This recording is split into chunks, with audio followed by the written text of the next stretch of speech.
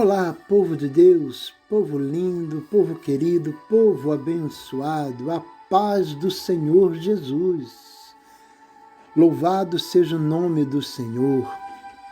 Estamos aqui, querido, mais uma vez, para trazer uma palavra ao seu coração. Eu quero ler um texto da palavra de Deus que se encontra no Evangelho de Jesus Cristo, segundo escreveu São Marcos, capítulo 10, versículo de número 46. A palavra de Deus vai dizer assim: E foram para Jericó. Quando ele saía de Jericó, juntamente com os discípulos e numerosa multidão, Bartimeu, cego, mendigo, filho de Timeu, estava sentado à beira do caminho. E ouvindo que era Jesus Nazareno, pôs-se a clamar: Jesus, filho de Davi, tem compaixão de mim. E muitos o repreendiam para que se calasse. Mas ele cada vez gritava mais: Filho de Davi, tem misericórdia de mim. Parou Jesus e disse: Chamai-o. Chamaram então o cego, dizendo-lhe: Tem bom ânimo, levanta-te, ele te chama. Lançando de si a capa, levantou-se de um salto e foi ter com Jesus. Perguntou-lhe Jesus: Que queres que eu te faça? Respondeu o cego: Que eu torne a ver. Então Jesus lhe disse: Vai, a tua fé te salvou. E imediatamente tornou a ver e seguia Jesus estrada afora. Meu irmão, minha irmã, eu quero começar dizendo para você que à beira do caminho, esse homem aqui estava, a Bíblia diz que ele estava à beira do caminho. E à beira do caminho nos fala daqueles que param. À beira do caminho, querido, nos fala daqueles que pedem esmolas. À beira do caminho, meu irmão, é lugar daqueles que desistem da jornada. À beira do caminho é lugar daqueles que foram vencidos pelo desânimo, pela angústia, por uma razão qualquer. Querido, eu entendo que à beira do caminho é para aqueles que admitiram a derrota, é lugar para aqueles que já aceitaram a derrota. À beira do caminho é para aqueles que não querem mais prosseguir, meu irmão. À beira do caminho é lugar para aqueles que já entregaram as armas, já se renderam, já se curvaram diante das afrontas e dos desafios de Satanás. Querido, mas eu aprendo que à beira do caminho não é lugar dos filhos de Deus, cheio do Espírito Santo e marcado com o sangue do Cordeiro. Quando nós pegamos esse texto, irmãos, eu aprendo aqui, sabe por que esse homem ficou à beira do caminho? Porque ele ficou cego. Repare, meu irmão, que ele não nasceu cego. Porque você vai reparar que ele diz para o Senhor Jesus, quando Jesus pergunta para ele: O que queres que eu te faça? E ele responde: Senhor, que eu torne a ver. Sabe, meu irmão, você que está me ouvindo, meu irmão, minha irmã, já faz muito tempo, querido, que você também deixou de ser cego espiritual. Antes de conhecer a Jesus, você caminhava nas trevas. Antes de conhecer a Jesus, você vivia de cabeça baixa. Mas depois que nós nos achegamos a Jesus, Jesus abriu os nossos olhos. E hoje, irmão, nós podemos enxergar e caminhar na luz. Jesus é a luz do mundo. E quem o segue, irmão, não anda em treva. Os nossos olhos já se abriram. Querido, se você saiu da beira do caminho, eu tenho certeza que você se assentou à mesa do rei, você come das iguarias do rei, aleluia. Mas eu quero te dizer uma coisa, meu irmão. Nós temos um adversário, um inimigo, que ele é um psicólogo milenar. O diabo é inteligente, não menospreze a inteligência dele, mas eu entendo também que está subjugada à força e inteligência maior de Deus. Mas, querido, preste atenção, sabe qual é o grande desejo do diabo? O desejo dele é que você seja um esmole, um cego espiritual. Ele quer te colocar à beira do caminho, meu irmão. O diabo, ele não te quer correndo em direção ao prêmio. O diabo, ele não te quer guerreando, ele não te quer lutando como soldado valente. Querido, o diabo não te quer sentado na mesa do rei, ele te quer ver à beira do caminho. Ele quer te ver pedindo esmola, né? Pelo que aquelas pessoas que passam à beira do caminho, ele quer que você fique aí pedindo esmola. E para você, meu irmão, que está me ouvindo agora, para você que de repente está à beira do caminho, para você que não consegue ver os planos de Deus, eu quero dizer para você sair da beira do caminho, a primeira coisa, querido, eu quero dizer que a nossa motivação para sairmos de onde nós estamos para um lugar melhor depende daquilo que nós ouvimos. Isso mesmo, querido. Porque olha aqui o que diz o versículo de número 47. A palavra de Deus diz aqui, no versículo de número 47. E ouvindo que era Jesus o Nazareno, pôs-se a clamar: Jesus, filho de Davi, tem compaixão de mim. Então, meu irmão, eu sou, de certa forma, aquilo que eu ouço, que eu vejo. Repare aqui, meu irmão, que esse homem à beira do caminho ouvia tudo quanto é tipo de mensagem. Interessante, irmão, que a minha motivação para sair ou ficar à beira do caminho depende daquilo que eu ouço. Querido, eu quero dizer que a tua vitória muitas das vezes depende do que você ouve. O teu sucesso depende do que você ouve. A tua vida espiritual depende do que você ouve. Querido, entenda que continuar lutando depende do que você ouve. É por isso que a palavra de Deus ela vai dizer no livro de Apocalipse, capítulo 2, versículo 7. Quem tem ouvidos, ouça o que o Espírito diz às igrejas. Porque, meu irmão, a minha vitória depende daquilo que eu ouço. A minha fé depende do que eu ouço. A Bíblia diz em Romanos capítulo 10, versículo 17, de sorte que a fé vem pelo ouvir, o ouvir a palavra de Deus.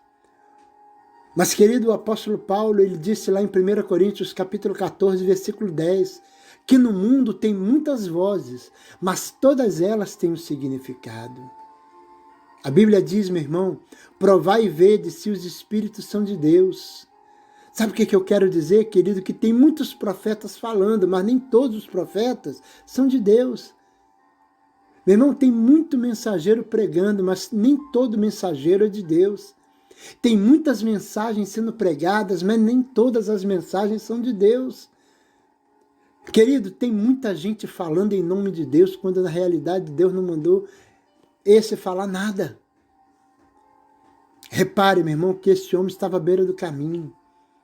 E repare que ele começou a sair de lá a partir de uma mensagem que ele ouviu. Porque ele ouviu dois tipos de mensagem, meu irmão. Ele ouviu um tipo de mensagem positiva, uma mensagem que o arrancava de lá. Mas ele também ouviu uma mensagem negativa, uma mensagem que era para ele continuar lá. Ele ouviu uma palavra, querido, que tinha o poder de levantá-lo. Ele ouviu uma palavra que tinha o poder de jogá-lo ao encontro do Mestre, de Jesus. Mas repare que ele ouviu outra palavra daqueles que queriam que ele morresse cego. Meu irmão, minha irmã, ao teu redor tem pessoas que torcem pela tua vitória. Mas também tem gente que torce para você ficar à beira do caminho. E não se assuste não, querido, dentro da própria igreja tem pessoas que torcem pela tua vitória, mas também dentro da igreja tem pessoas que torcem pela tua derrota. Eu tenho certeza, meu irmão, que quantas pessoas têm orado para que Deus me use através dessas palavras que eu tenho levado, né, para o coração de muitos que estão aflitos, porque o Senhor Jesus, Ele disse, ide pregai o Evangelho a toda criatura. Mas eu tenho certeza que tem muita gente que torce para que eu seja um fracasso como mensageiro. Mas, querido, no dia de hoje eu quero te perguntar, para quem você vai dar ouvido? Alguém disse para ele, olha, Jesus está passando por aqui. E sabe, meu irmão, que por onde Jesus passa acontece milagre. E eu vejo aqui nesse texto que quando disseram para ele, Jesus está passando, oh, aleluia, ele disse, opa, eu vou clamar, eu vou gritar. A Bíblia diz que esse homem grita, irmãos. Ele não para, ele não cessa de gritar. Mas repare que a palavra de Deus, a Bíblia diz que ele começa a gritar, mas ele começa também a ouvir outro tipo de mensagem. A mensagem que derruba, a mensagem que joga para baixo, a mensagem que desanima. A palavra de Deus diz que quando ele começa a gritar, disseram para ele, cala a boca, você está incomodando o mestre. E muitas das vezes é assim comigo e com você, querido. Sabe aqueles que olham para você e vê você indo para a igreja, vendo você para o culto, eles começam a dizer, você é fanático, para com esse negócio de gritar, Deus não é surdo, para de ficar gritando. Querido, eu quero te dizer uma coisa. Jeremias capítulo 33, verso 3, a palavra de Deus diz, clama a mim e responder-te-ei, anunciar-te-ei coisas grandes e ocultas que não sabes. A palavra de Deus vai dizer no Evangelho de Marcos, capítulo 5, versículo 21, querido. Fala de Jairo. A Bíblia vai dizer que a sua filha estava doente. A Bíblia vai dizer que aparece uma mulher do fluxo de sangue. E olha que diz o versículo 35. Chegaram para ele e falam assim, não enfades o mestre, a tua filha está morta. Talvez, querido, você está ouvindo isso. Que o teu casamento não tem mais jeito, que o teu filho não tem mais jeito, que a tua família não tem mais jeito. São mensageiros do inferno que trabalham para o diabo. Mas Jesus disse para ele assim, olha, não tema, crê somente. Queridos, creia, creia. Talvez o diabo colocou um ponto final na tua história. Mas eu quero dizer que o Senhor Jesus, Ele hoje, Ele apaga o ponto final que o diabo colocou. Coloca uma vírgula e começa a escrever uma nova história na tua vida. Querido, olha aqui o que diz o versículo de número 48. E muitos o repreendiam para que se calasse, mas ele cada vez gritava mais. Meu irmão, muitas oportunidades são únicas na nossa vida. Então repare que ele gritava e alguns tentavam calar ele. Mas ele gritava mais ainda, ele falava, sai da minha frente, não, eu vou gritar, eu tenho certeza que Jesus vai me ouvir. Meu irmão, muitas oportunidades são únicas na sua vida, e hoje Deus compartilha uma palavra profética para você. Abra o seu coração, agarre nele, porque talvez seja a única e a última oportunidade que ele está te dando. Tem muita gente, meu irmão, brincando de Deus. Tem muita gente brincando com a cruz, tem muita gente brincando com sangue, tem muita gente brincando com a Bíblia, tem muita gente brincando com a ressurreição. Querido, faça como Jacó, se o anjo passar, agarre ele. Ouça a voz do Espírito Santo, porque talvez você possa ser, meu irmão, hoje a oportunidade que Deus está te dando. Não brinque com as oportunidades que Deus te dá. Existem portas em sua vida, querido, que vai se abrir uma única vez. Tenha discernimento disso. Querido, para alcançar objetivos elevados, é preciso aprender a vencer gigantes. Eu aprendo que para José alcançar o trono, ele venceu o poço. Ele venceu, meu irmão, a terrível situação de ser vendido como escravo pelos seus irmãos. Ele venceu como escravo a calúnia de uma mulher que tentou seduzir ele. Ele rejeitou ela e ela o caluniou. A palavra de Deus vai dizer que ele foi parar na masmorra. José, irmão, para vencer, ele teve que vencer vários obstáculos. E eu aprendo aqui que para esse cego, para que esse cego tornasse a ver, ele precisou vencer obstáculos. Ele venceu a multidão que não queria que ele recebesse a bênção. Meu irmão, você tem que vencer os obstáculos. Talvez é o obstáculo que está dentro da sua casa.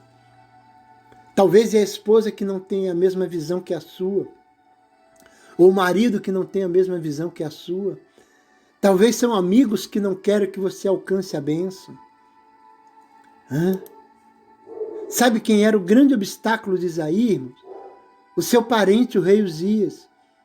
E sabe o que foi necessário para que Isaías alcançasse o que era necessário? Uzias precisou morrer. E eu quero dizer para você que de vez em quando na nossa vida, para que recebamos a vitória, é preciso que o Uzias da nossa vida morra. Sabe qual é o maior obstáculo que você tem que vencer, meu irmão? É você mesmo. Você tem que vencer as suas próprias limitações. Porque um deficiente tem muitas limitações, irmão. Você precisa vencer essa natureza caída que tem dentro, talvez dentro de você, o complexo de inferioridade. Querido, aprenda que a deficiência gera um forte sentimento de inferioridade. Talvez, querido, você não quer mentir, mas está dentro de você essa vontade. Você não quer fazer, mas parece que tem algo dentro de você que frita mais alto, que fala mais alto. Romanos capítulo 7, versículo 15 diz assim: porque o que faço não aprovo, pois o que quero isso não faço, mas o que aborreço isso faço. Meu irmão, você precisa vencer aqueles que torcem contra as suas vitórias. Nem todos torcem pela sua vitória, pelo contrário, muitos que dizem estar com Jesus estão torcendo contra aqueles para os quais Jesus veio. Mas aprenda uma coisa, meu irmão, todo vencedor não desiste com facilidade. E eu vejo aqui nesse texto, esse homem não desistiu. Talvez ele disse: olha, a minha bênção está aqui do lado, eu não vou desistir. E eu quero dizer para você que nesse momento Deus está dizendo, talvez para você que está pensando em parar, meu irmão, sem determinação, nós nunca subiremos ao pódio onde Deus quer que Ele seja glorificado em nós. Sem determinação, irmão, nós corremos o risco de ficar apenas assistindo e aplaudindo a vitória dos outros. E muitas das vezes cheio de inveja. Querida, eu aprendo que sem determinação não há coroação. Sem determinação não se chega a lugar nenhum na vida. O apóstolo Paulo, irmão, perto da sua morte, ele pôde dizer: combati o bom combate, concluí, terminei, completei a carreira e guardei a fé. São esses, irmãos, que vão ser coroados pelo Senhor. Para terminar, meu irmão, eu quero dizer, não basta precisar, é necessário querer. Meu irmão, Jesus sabia que aquele cego precisava enxergar. Mas repare que no versículo 51, Jesus pergunta para ele: o que queres que eu te faça? Quando você pega o Evangelho de João, capítulo 5, versículo 5, Jesus perguntou para um homem que estava há 38 anos enfermo: queres ficar são?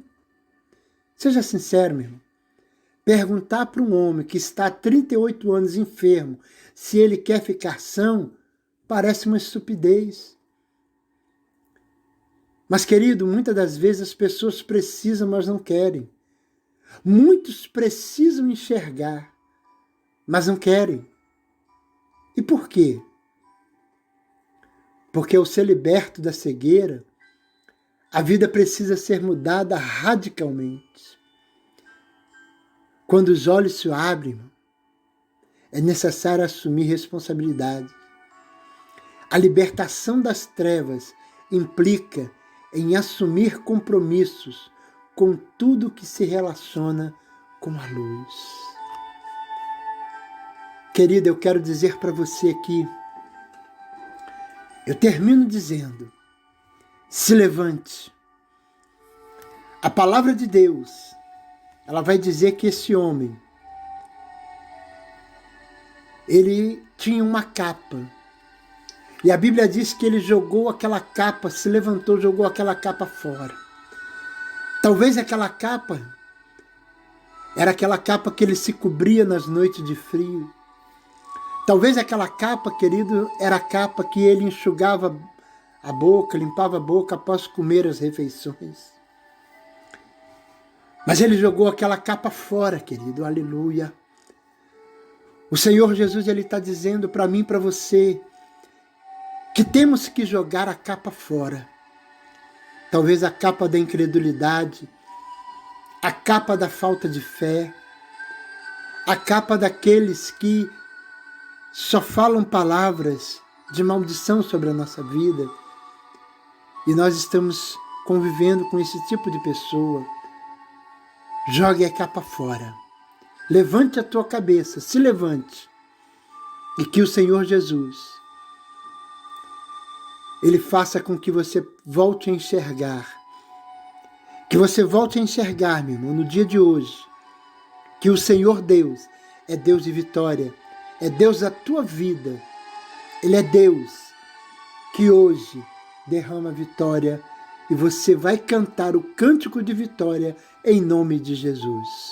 Fique com Deus. Que Deus te abençoe. Em nome do Senhor Jesus.